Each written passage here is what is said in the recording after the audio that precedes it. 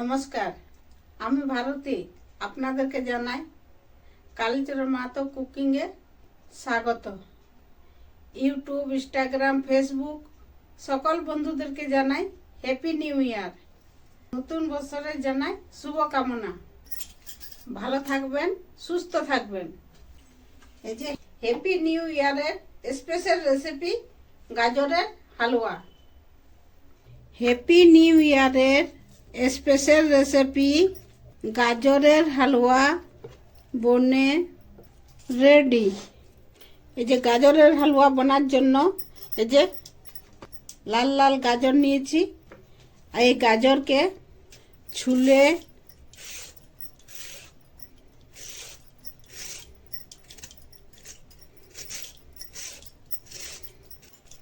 আর ধুয়ে নিয়ে আর ছোট ছোট কাটে এই যে এভাবে সবগুলাকে ছোট ছোট করে কাটে নিয়ে মিক্সিয়ে দিয়ে পেস্ট বানাই নেব। এই যে পেস্ট বানাই নিয়ে এই যে সবটা পেস্ট বানাই নিয়ে একটা প্যান গরম করে আমি এখানে যে 2 চামচ ঘি দিয়ে যে ড্রাই ফ্রুটগুলো প্রথমে ভেজে নেব।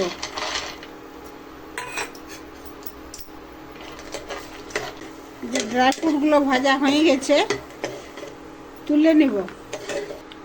এইটাতে আরেক চামচ ঘি দিয়ে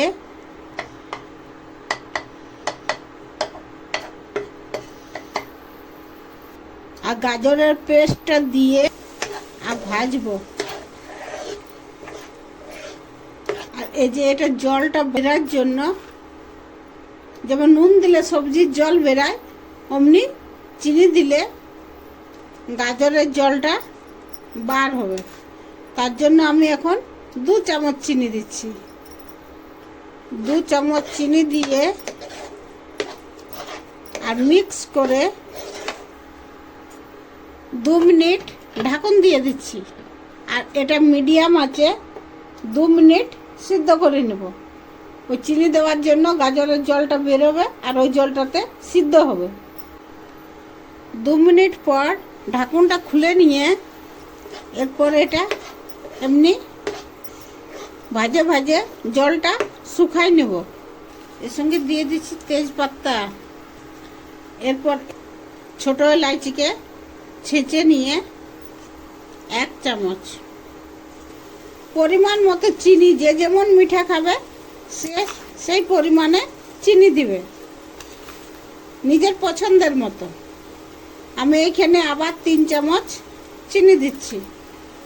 আবার 3 চামচ চিনি দিয়ে একদম সহজ আর সরলভাবে গাজরের হালুয়া।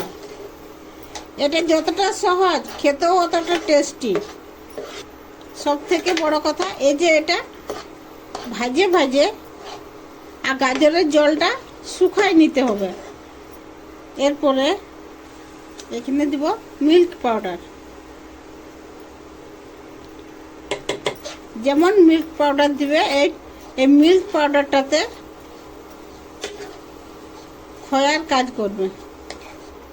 মিল্ক পাউডার দিয়ে আর ভালো করে মিক্স করতে হবে। এই চামচে 5 চামচ মিল্ক পাউডার দিয়ে আর ভালো করে মিক্স করে নেব।